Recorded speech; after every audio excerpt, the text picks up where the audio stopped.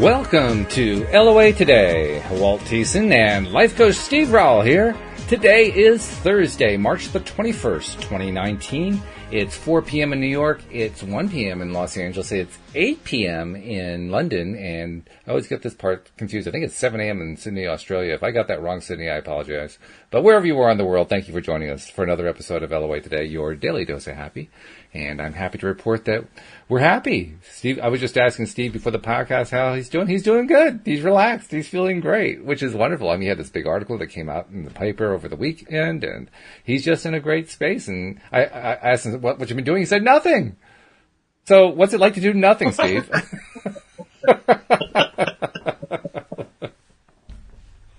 Well, when I say nothing, I mean focusing on what I'm wanting to do moving forward. So that's the nothing is a space for me to be in the now with myself and manifesting, if you like. That's what I've been doing. Well, it's the best kind of nothing. I'm in a nice way now, emotionally and energetically. I'm in a really, really grounded and perfect state for creating now, which is great. Yeah, that's the way to do it for sure. Yeah. It's kind of what I've been aiming for because, I mean, what I've been dealing with has been quite different from having a major article come out in a nationwide newspaper. But, you know, everybody has their own stresses that they're dealing with, and I certainly have my own share. And I've been very proud of the fact that, especially on the last couple days, like yesterday I did my nature walk. Today it's a little bit rainy, so I went to the gym instead and walked the treadmill.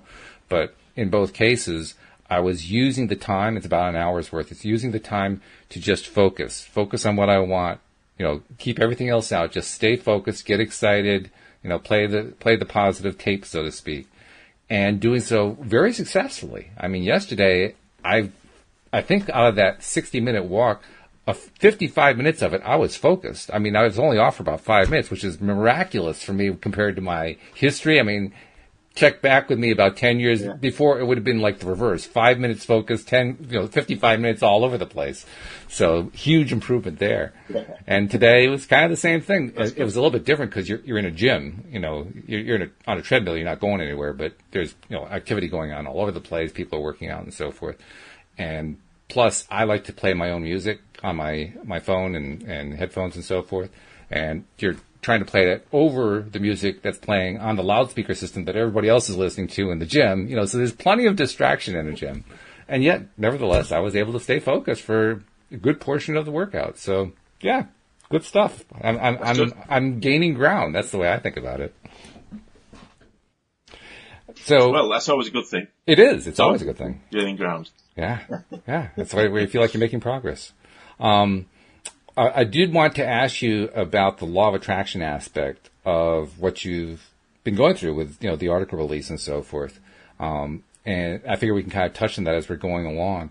I was just realizing, though, I also wanted to ask your opinion on something that I asked Joel about this morning. And it was actually the topic of our conversation, but I just want to get your take on it, too. The topic I brought up with him was, despite the fact that I had that really great concentration yesterday and I was feeling good and I was, you know, focused and all that, I realized afterward I didn't succeed in getting that really, really strong internal feeling. Like I felt like I was really there in the thing I was trying to imagine. It was good. You know, my focus was good. I wasn't distracted. I was able to stay, but I wasn't building up that really big feeling. And it led me to ask a question kind of along the lines of, you know, what is it that, isn't it true that a lot of the things that kind of hold us back is our inability to just dream really, really, really big when we want to dream big? We have these little filters in place that kind of, they're resistance points. And so even though we make progress, we still find these resistance points and we just sometimes don't have those breakthroughs. And I wonder how often that affects people. So I thought I'd ask you, what do you think? How often does that affect people? How big of a deal is that?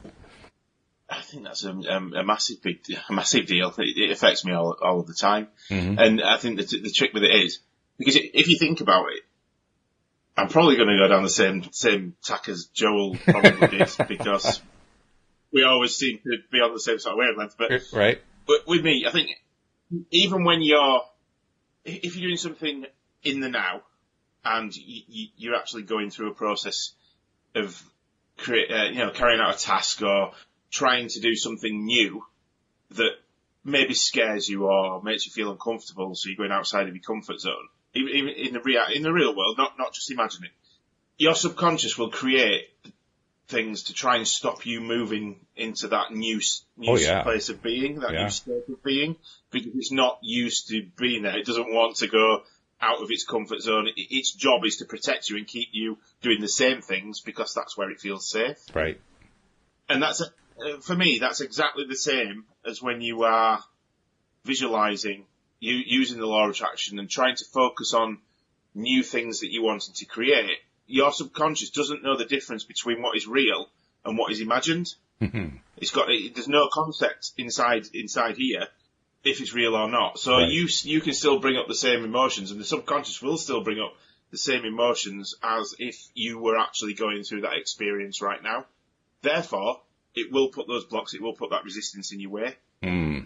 That's my take on it anyway. I don't know whether that's similar to what, Joe. Very close, yeah. Well, he and I were also talking comfort zone. That was a big part of the conversation this morning. Okay. Yeah, comfort zone, yeah. And he always ties it back to struggle, because for him, that's where all the best growth happens. I think he's right about that. That is where the best growth happens. But even more than that, when we as we grow up, we learn. There's like the tapes that we're taught by our society, by our parents, by our teachers. Those tapes start to build up over time. They kind of gain their own momentum, really, and in so doing, they intimidate us. It's like we settle for less, and we settle for less, and we settle for less, and in so doing, we put ourselves into that comfort zone, and so it becomes very comfortable. It becomes comfortable to be unhappy, in effect. In effect, yeah. That's really what it is. I think that's true, especially with the struggles. I can connect greatly with the struggle side of things that you just mentioned, because I went for the majority of my life, as you know, up to probably about 34 years oldish. I didn't change much at all. I stayed exactly the same because I was running on these learned subconscious programs given to me by my parents, given to me by schooling, societal influence that you've just mentioned, but also the programs that I built up from my past and what happened in my childhood. Sure. So I'm constantly in a state of fight and flight and fear mode, if you like, all the time. Yep. So I actively steered away from anything that was different, any conflict, anything that was going to push me into doing something where I might get noticed as an individual. So I'd keep myself to myself and try not to talk to anybody or look anybody in the eye. And that's where I was for that many years. But saying that, I still had an air of confidence about me. I still got good jobs and I still did all these things, but I wouldn't stay in them very long because then my subconscious would go, no, you can't, no, you're going too far now, Steve, get back down to where you belong. So that happened for me up until I was about 34, but then I decided to change that. And the way that I changed that was the struggle for me to get justice for what happened to me when I was a kid. Right. I made the decision right then not to give up and keep going and keep pushing the Church of England, keep pushing them until I got what I wanted or needed, which was an apology and an acknowledgement of what happened to me. Mm-hmm. And the only reason I got that is because they understood that I wasn't going to stop. They knew I wasn't going to stop, so I just kept going and kept going and kept going until we got to the point where they didn't have a choice. So, law of attraction wise there, I've created the outcomes that I wanted through the actions that I took. So I've visualized getting to a point where I'm getting the apology or the acknowledgement of what happened to me and how that would make me feel. Because I've now anchored in that feeling, which I had to pull from past experiences because I didn't know what that was like. So acknowledgement for doing well at swimming or doing well at school or whatever. I pull from that. And once I'd anchored that in, and I'd already got to this point of living how that would feel, there's no turning back now for me. And this is what I do now. I'll just keep going and keep going and keep going and keep going and keep growing as well. Even though that hurt and it was a massive struggle to go through all that.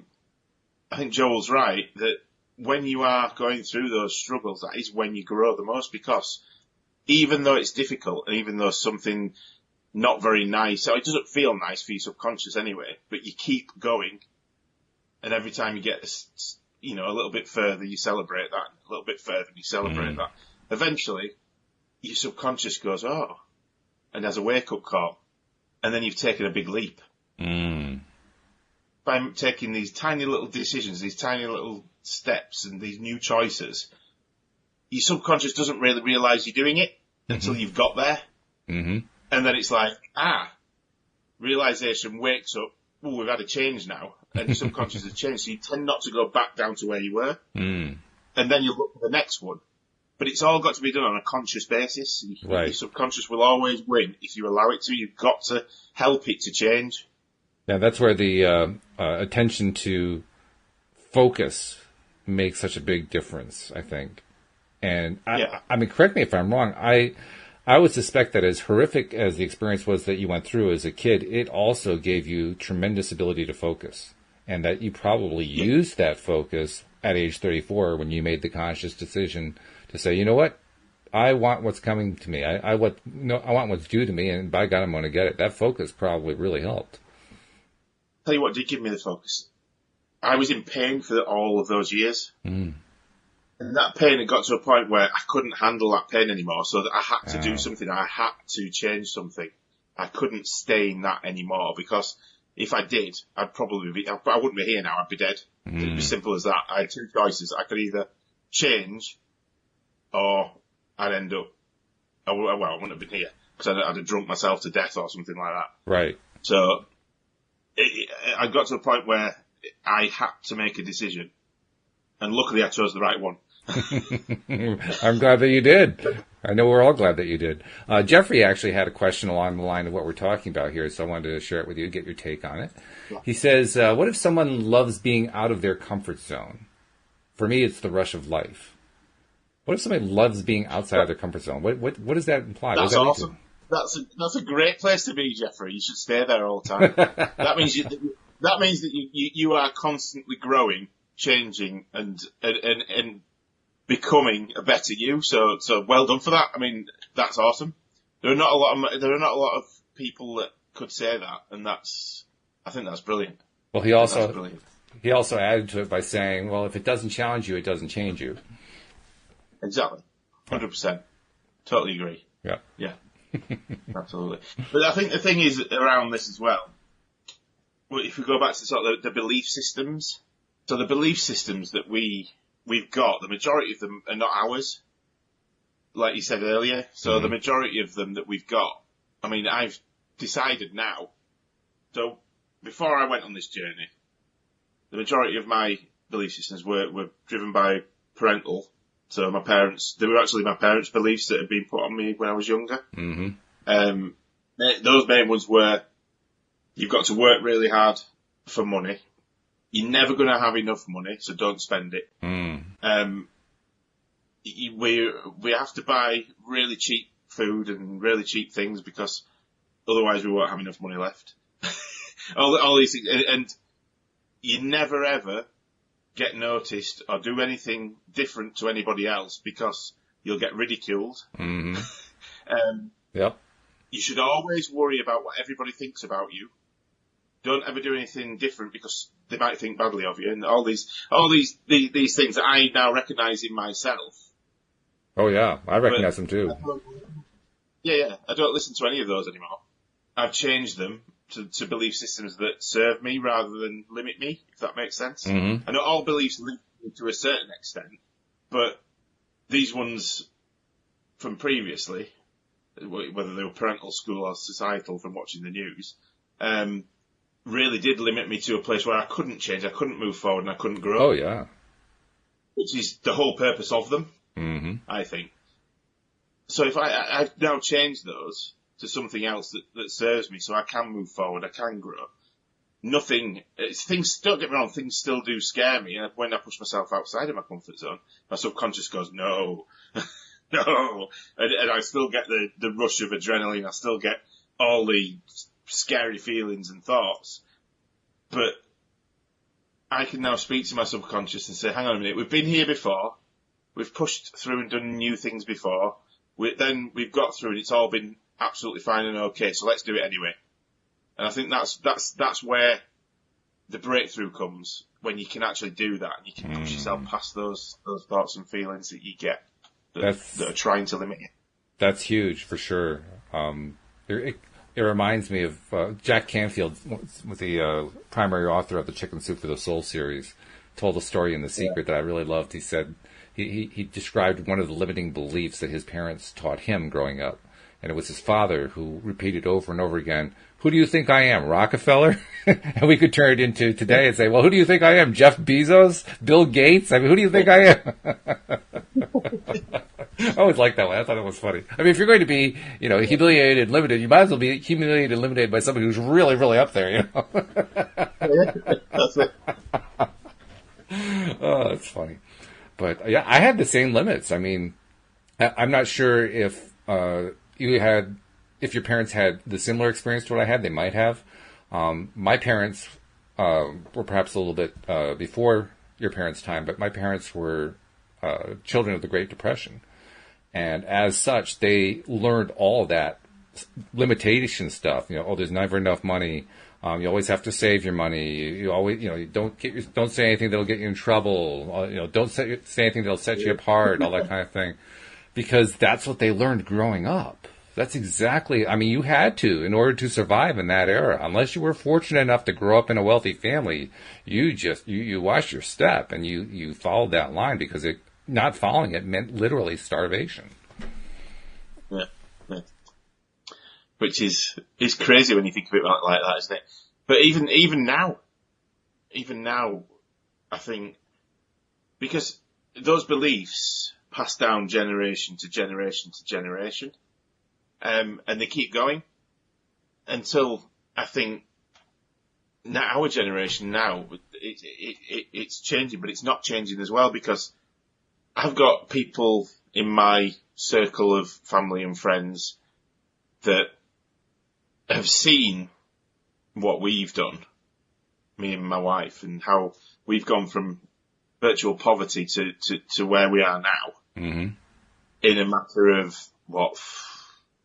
4.5 years-ish, something like that. Wow. That's really good. But yet, they still have the same belief systems, and they won't accept anything that we say. And they're still and they're not in poverty, but a lot of them still are doing something they 100% dislike as a job. They're still complaining all the time about not having enough. They won't go and experience new things. So if it's that old analogy, isn't it? If you always do the same thing, you'll always get the same results. Whereas me and Gemma have gone off and we've done something completely different, and we make sure we do something completely different every day if we can. We'll find something new to do every day to push ourselves outside our comfort zones, to grow, to keep growing. And because we've done that, and then we've gone out, we don't have limitations anymore. There aren't any. I know if somebody's done it before, I can.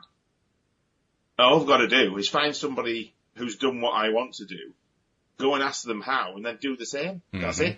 It's as simple as that for me. But also, if nobody's done it before, I can't find anybody. I can still visualize it. I can still feel how it's going to feel when I've got there. And then I know the universe will show me a way, regardless. So there are no limitations anymore, and that's a great place to be. But it's also quite a scary place to be, because some of those things, the things that I have done, especially this stuff with the newspaper and then the things that I'm planning on doing moving forward, I'm in awe of what I've done and what I've created using the law of attraction. But I'm also scared to death of it all as well. Yeah, sure. On a subconscious level. Yeah. It still doesn't feel nice and right all of the time. So I still have to do that work, and I still have to work on my subconscious to still push forward with it. Because I could quite easily run away and hide in a dark room somewhere. Sure. And just not do anything. I've still got that potential to do that inside.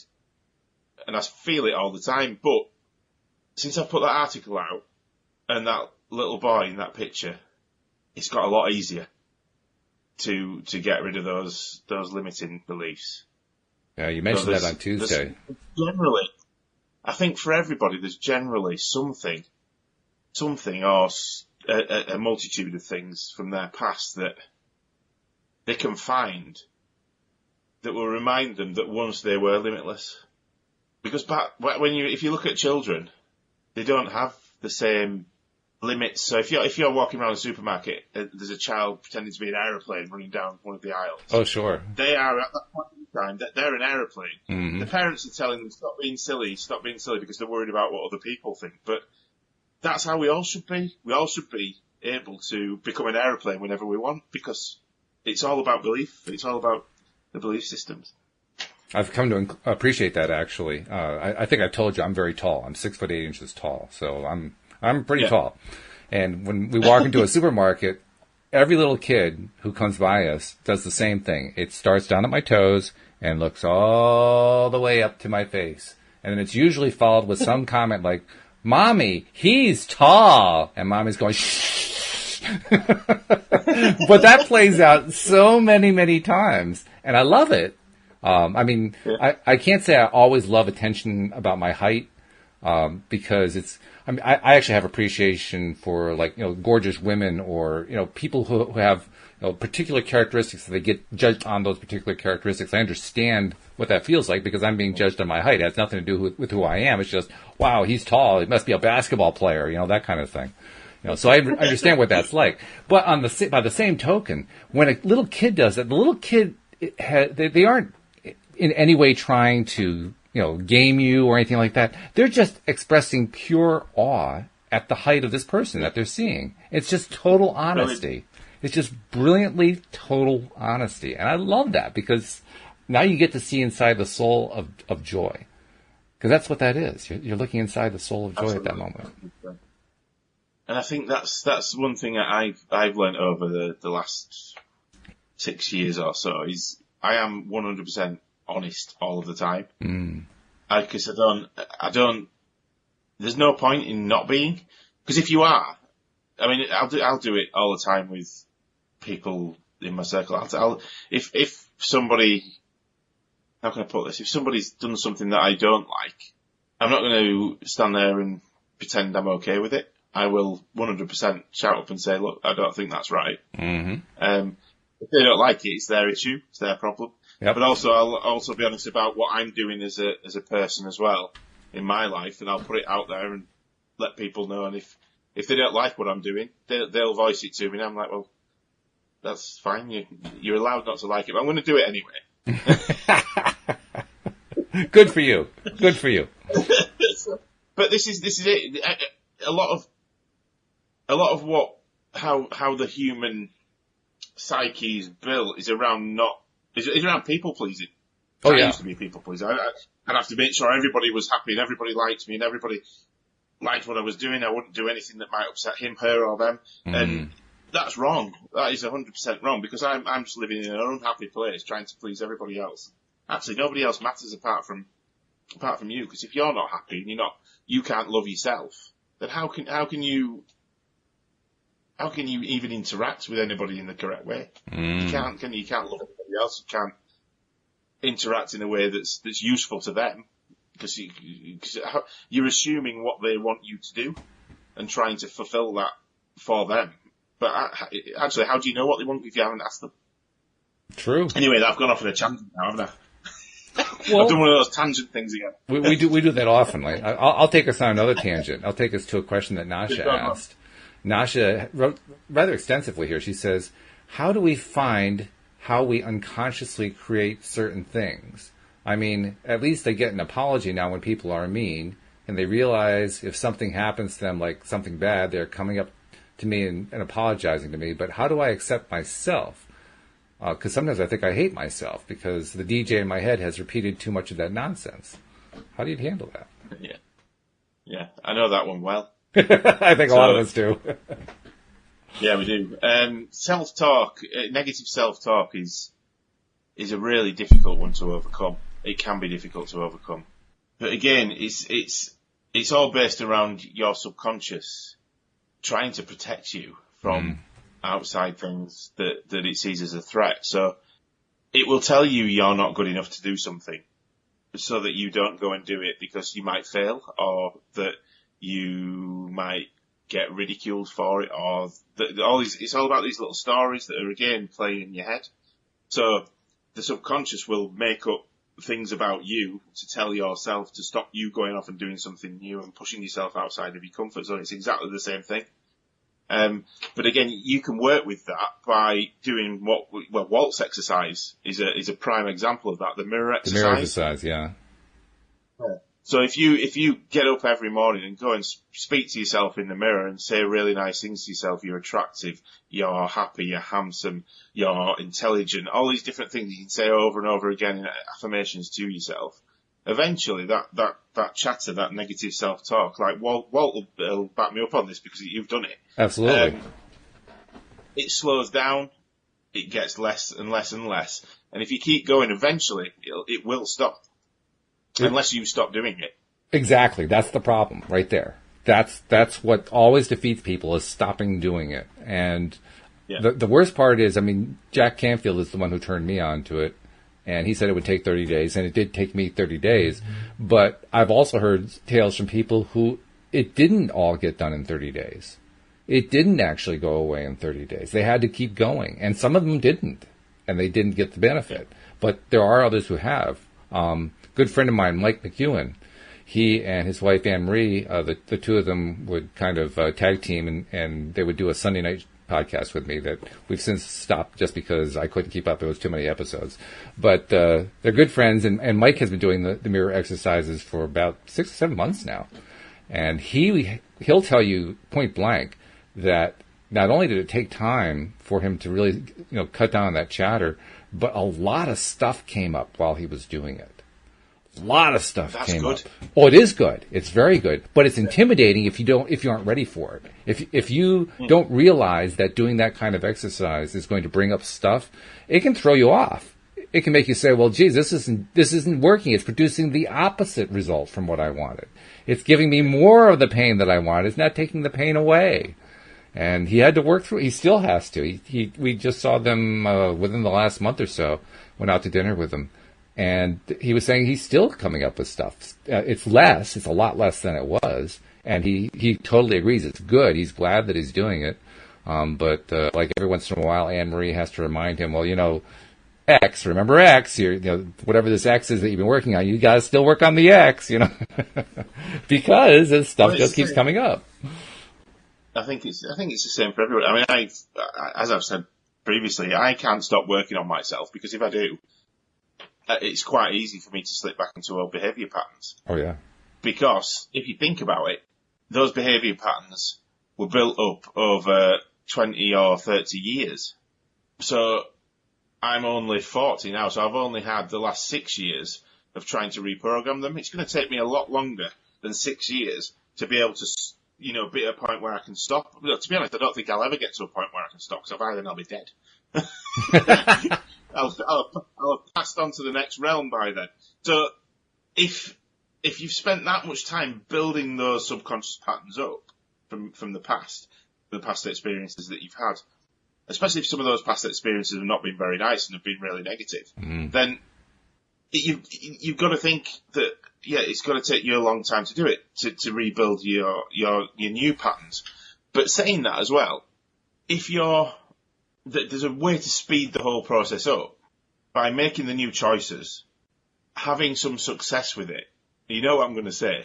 Oh, yeah. The way to speed it. What's the way to speed it up? No, I'm going to let you do it. Go ahead. Celebrating. How did I know? You've got to celebrate. If you celebrate, it speeds that whole process up.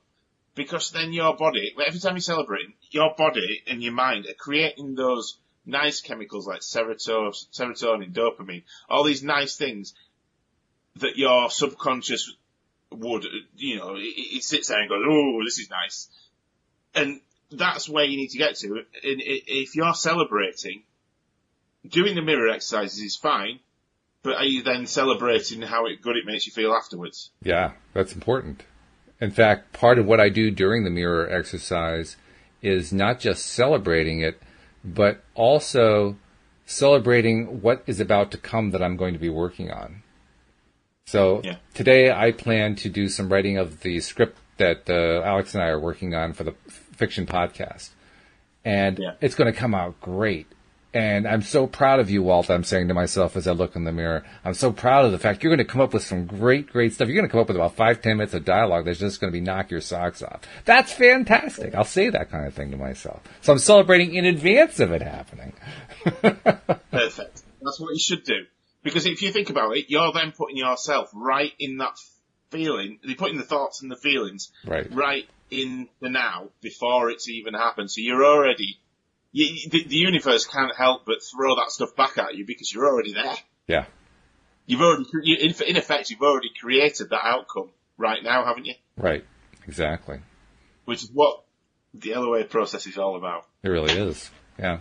I got to tell you a little story. When I was at the gym today, which was about an hour before we did the podcast, I'm on the treadmill. And I don't run, I walk.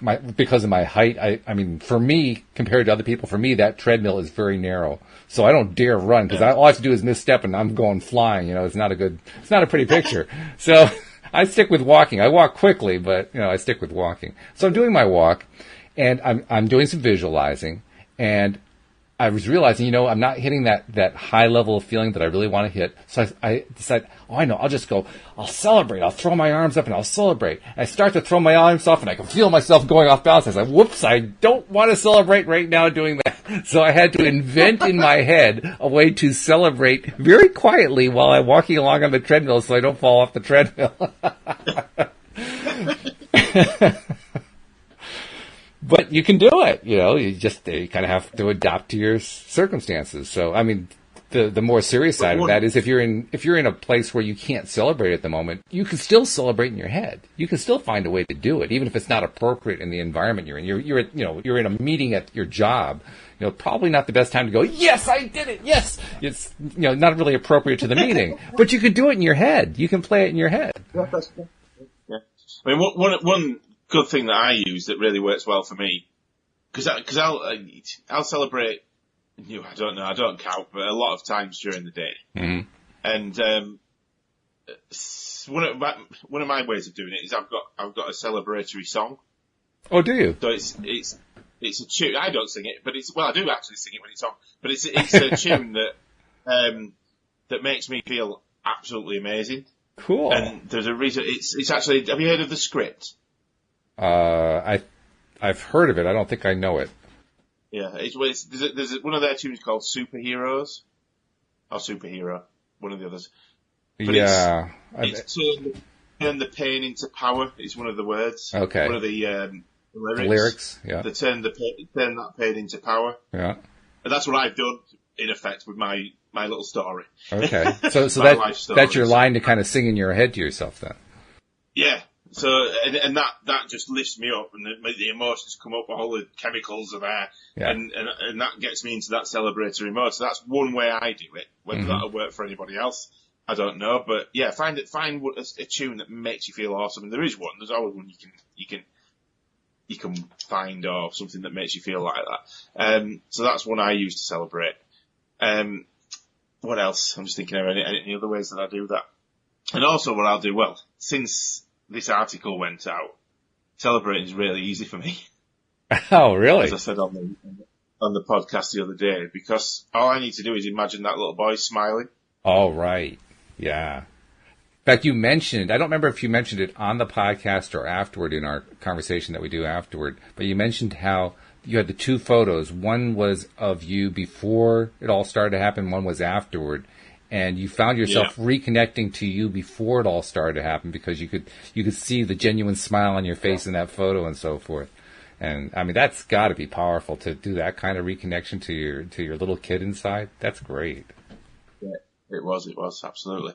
Your videos disappeared. Oh, it did it again. We've had this little debate going on. Actually, the debate more than anything else is going on in my head, but I've also debated it with some of my co-hosts because a lot of people believe in the idea of Mercury going into retrograde causing problems with electronics. And I can tell you, there have been tons of electronic problems in the last week or so in the middle of this retrograde period that we're apparently in. So I haven't totally figured out whether or not it's actually Mercury being in retrograde or simply the conversation about it is getting me to focus on stuff going wrong, and so therefore I'm attracting that. I tend to lean in that direction. But whichever it is, this is yet another example of, okay, I mean, it's a minor one, fortunately. We had one with Linda last week where she just got knocked off the podcast entirely. That was like, whoa, pretty severe. But I can live with video going away for a second. So let me see if I can get it back here. No worries. But yeah, so yeah, we're back onto the little boy.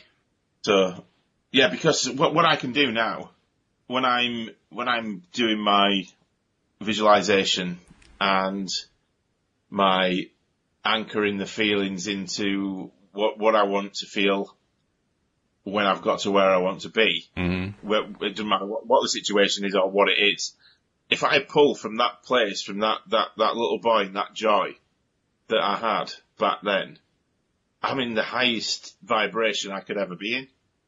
And it's just wonderful because that brings up so many happy feelings, chemicals, thoughts, whatever you want to call it, that I can't fail now. I can't fail to move forward and manifest, everything that I want. Or at least that's what I believe. And that's what this stuff's about. It's about belief. I'm not sure if my video is back or not. I have a feeling it's not. It's mine. Can you see me? Well, yours just came back for me, so I can see you. Can you see me? Oh, that's a good sign. I can't see you now. You can't see me. Okay, so yes, time to focus once again on everything going right instead of everything going wrong. So I'm going to spend a little time doing that. Meanwhile, I'm going to read to you another bit of commentary that Nasha gave us, kind of following up on the question that she asked, because she wrote quite a bit here. And I want to see if you can tell her something that might help her. She says, I guess I've been rejected way too many times because of my size or my looks. I believe I am beautiful inside out minus the weight. I can't stand my sight in the mirror. I think I'm really upset with myself. I hate myself. I have been a person pleaser and people have taken that for granted. I hate believing my family and stop seeing what a beautiful... I'm not sure what that means. And stop seeing what a beautiful person I am. If I have dreams, I am mad, and I just hate myself for taking my family's, I'm going to translate, my family's crap, and then my friends, and I hate being so cruel on myself. Please, could you guys shed some light? How do I start to look in the mirror? Because what I see makes me furious, and the words that I say, they don't have meaning. And that's a pretty bleak place to be in, and apparently our video's in a bleak place because it's disappeared entirely. We can't see each other. I can't see you now. Can you not see me either now? Yeah, you're gone too. So the video's gone bye-bye. Very strange. It's a bit weird because I'm used to being able to see you. I know, it's like it's gone. It doesn't feel right now. But, I know. Yeah, so I think the thing is with that, Nasha, is that right, Nasha? Nasha, that name yes, right? That's Nasha, right. Yeah. Because you've got so used to being in that space and thinking that way about yourself, it's again just a pattern and a habit that you've created. So I know it's difficult and I know it's not easy to change that, but it is just about starting to do something differently. I know you've already done some work with your family and they're being better and you're receiving apologies when they're not being nice, and they're noticing it now because you changed the way you were being around them. So I remember that from a previous podcast. So well done for that. I mean, you've changed something already, which means that you've got the power to change something else just by taking new steps and starting to speak to yourself in a different way. So I suppose if you didn't want to do the mirror exercise to begin with, you could start talking to yourself without the mirror to begin with in a nice way, and so that you start to believe and feel better about yourself. So just talking to yourself in it when you're on your own, when you're meditating, whatever you want to do. And then once you feel a bit more comfortable, then move that to the mirror. So do it in gradual stages. It's this micro shifting again that we were talking about. To do it on a gradual basis that works for you. It doesn't have to be a big jump. You don't have to all of a sudden, now I love myself. It doesn't work like that. You've got to do it in small stages. So I think, if you start off just with affirmations and saying that you love yourself, you're beautiful, whatever else you want to use. I'm just thinking I'll try and find, I've got some affirmation cards that I still use now. They're actually children's affirmation cards, that we printed off for the kids. I don't know if you've got access to the internet. Well, you must have access to the internet because you're on the podcast. That's right. Man. How about that? But if you've got access to the internet and you've got a printer, go on there and you can just type in children's feel good affirmations. I think I typed into Google, and then you can print them off and cut them out. And they're brilliant, absolutely brilliant, because they've all got the statement on. You can use them. Say I still do it now. I'll say 5 each morning to myself. All these tools that I've got, I started off with maybe just that one, and then I've gradually grown my toolkit over time to have a multitude of different things in it. So it's just about finding tools that work for you. So that might work for you, Nasha. I don't know. Try that. That sounds like a good idea. I think I'd also add just a reminder. Oh, I'm seeing your video again. I don't know what happened there, but I'm seeing your video again. So 1 out of 2. Silly things. We'll see if mine comes back at some point. But I'd also add to what Steve said. Why not take a look at the fact that your self-talk is so negative and ask yourself one question. What do you think it's going to take for you to let go of that self-talk, that negative self-talk? Just ask yourself that. And in the process of asking yourself that, maybe something will come up that you hadn't really investigated before, that you hadn't really looked at. Because, you can do affirmations all you want to, and affirmations are very, very good. But if you got some really big blocks, some really big resistance in the way, you can just kind of walk through the exercise and not really get any benefit out of it, because you're actively, on a subconscious level saying, no, I'm going to focus on all this negative crap that's going on. You can say all the affirmations you want, but I'm going on the negative crap. And so there's something there that needs addressing. It needs to be felt out. It needs to be in some way worked on. And I think, let's see, did I lose you, Steve? Uh-oh. Hello? Can you hear me? I couldn't hear anything then. I lost you completely. Oh, dear. Can you hear me? I can now. You can? Okay, good. Well, at least we got the audio. We're definitely having technical issues between now. So anyway, I was just summarizing that maybe there's a negative issue that she really needs to root out that's getting in the way. And once you can root that one out and feel it and express it and all that kind of stuff, maybe it'll be easier to do things like the mirror exercises and get more benefit out of them. What do you think of that?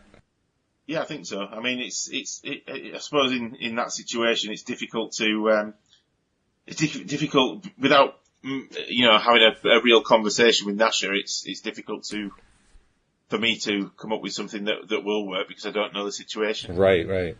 Yeah. So we can only give it answers generally, but I do like the idea of those children's cards. What was it that you searched on Google? It was I've forgotten now. What did I say? Children's feel good affirmation cards. Feel good affirmation cards. Okay. Yeah, that's good. Yeah. But they work. They did work for me. I used to say them in the mirror.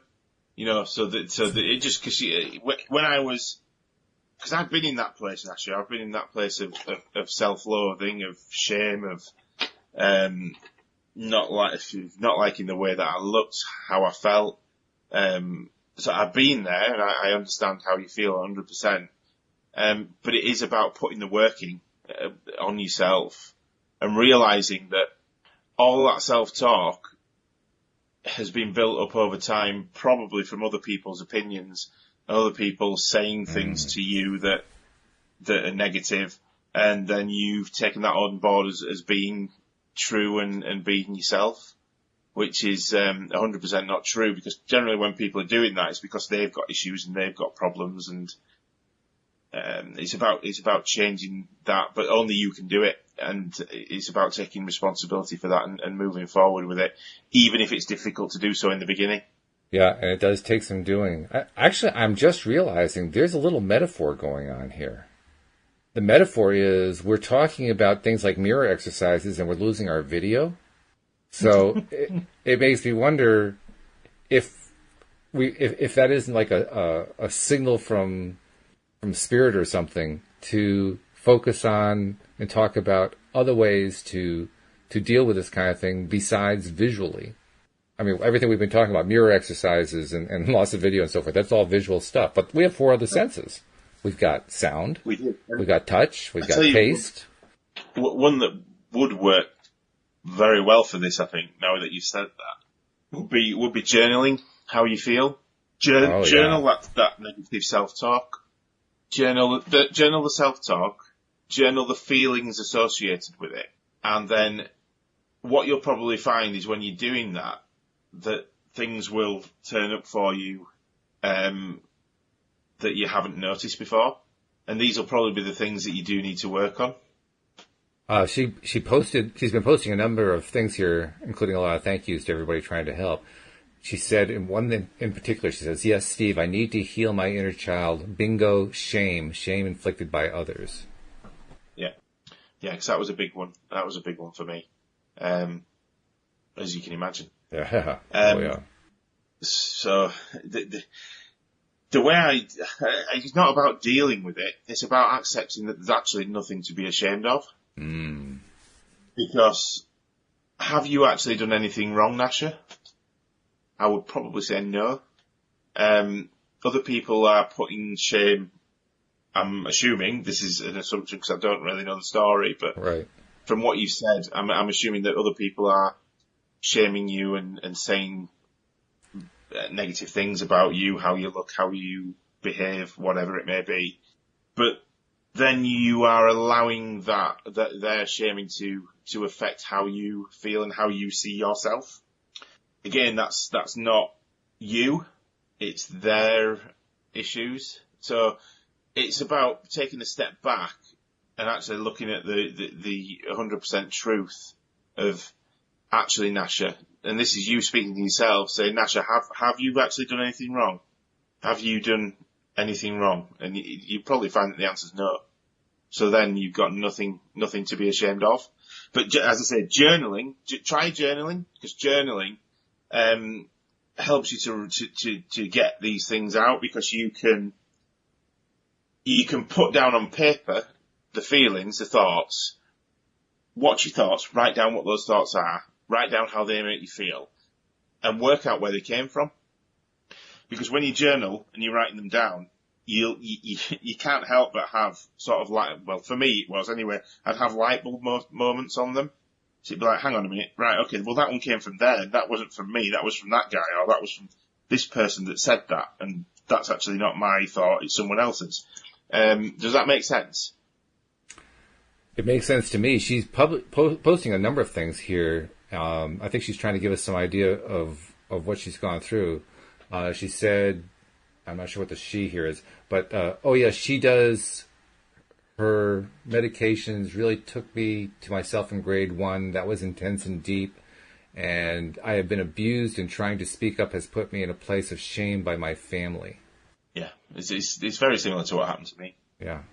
Because I was told not to tell anybody, and, not by my parents, not by family, by the person that was doing this. Right. But he told me that I would be ridiculed if I did say anything about what was going on. So it's a similar sort of situation, and I suppose it's more difficult when it's in a family situation. But again, it's about doing what's right for you, Nasha, and forgetting about what anybody else thinks, because actually their words and their opinions can hurt you. Did I lose you? Uh-oh. Oh, no. Steve, I'm not hearing you. If you're hearing us. Oh, I see. Your mic is showing muted, Steve. I'm not sure what happened there, but check your mic. Okay, now it's showing unmuted, but I still don't hear you. We're definitely having a lot of issues with technology this past week. This has really been something. Hang on. Oh, there you are. I'm pressing buttons and seeing what's happening and what isn't. I'm seeing your video, too. Oh, good. Where are you? Where am I? Yeah, I can't see you. I'm trying to get me back. Ah, there, you're back. My What's video's going back? on? Hey, cool. We did it. We We're got all back. We're completely back. So, okay. So getting back to what Naja was talking about, because apparently she's been through some abuse herself, which is horrible to have to go through for sure, but you also have to find ways to grow out of it. You were kind of trying to address that, and then you got cut off. So why don't you finish what you were saying there, and then I had something I wanted to add. Yeah, it's about looking after you as an individual. So the main thing, I think, try the journaling, because you need to work out the best course of action for you. Regardless of what anybody else thinks, feels, or does, or says, you need to work out a course of action that's going to work for you. Forget about anybody else. You need to look after you, Nasha. And that's all I can say. I know the situation that you're in sounds relatively difficult, because it sounds like you're living with the people that are shaming you and saying these bad things, which is difficult, I know, but there must be something. You need to journal it and work out what is right for you to do for you. Yeah. Interesting That's thing. the only thing I can. That's Go on, good. sorry. That's good. No, I was just going to say, interesting thing happened after this morning's podcast with Joel. We finished the podcast, closed off the recordings, and I realized we had somebody on the Blue Jeans platform with us that I hadn't noticed. And he'd been there for a while. His name is Sam. He's from LA. He's actually called in a few times, but I just didn't even see he was there today. So we had a conversation with Sam after the podcast. And among other things, he talked about, he's mentioned this before on the podcast, how he has some OCD issues. And Yeah. I don't remember exactly why I thought to say this, but there was something that he said that just clicked in my brain and led me to say it to him. And when I said it to him, he said he had never heard that before. The thing that I told him was, I've become really appreciative lately. Oh, there goes your camera again. Let me see if I can get your camera back. No, it's not letting me get it back. Are you still there, Steve? Can you hear me anyway? I can still hear you. I can see you. Yeah. I can see you. The camera just went kablooey. Well, anyway, what I told him is I've become very much more aware lately. Oh, there you are. You're back. I've become very much aware lately of how important it is to recognize that everything that I do right. And Yes. that flies in the face of everything that I have believed for years. It flies in the face of what I've been taught. It flies in the face of simple logic. I mean, if you make a mistake, how can you possibly be right? But the funny thing is, even in those cases, you're right. And Abraham says this. They kind of say it in reverse. They say, you can't get it wrong and you'll never get it done. I like to turn that around and say, you always get it right and the road goes on forever. But it's basically the same concept. And I've really become very aware of just how important it is to say, you know what? It may not have been the result I had in mind, but I did it right. I always get it right. What I did at any given time was exactly what I needed to do at that time, based on the information I had, based on the skills that I had developed at that point. I did it right. I always do it right. I always get it right, even if it's not the result that I wanted. And when I said that to him, he said, there is no failure.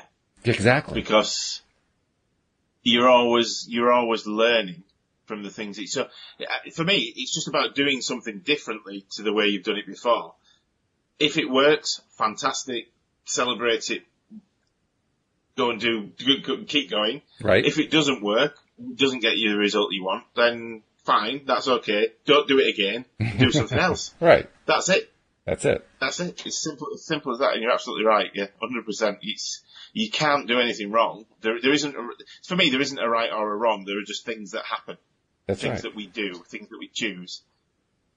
And if you then beat yourself up over those, that's not a good thing to do. No, it's You not. need to accept that you've done it, accept that it didn't get the result that you wanted, but now you've got a choice to go and do something else.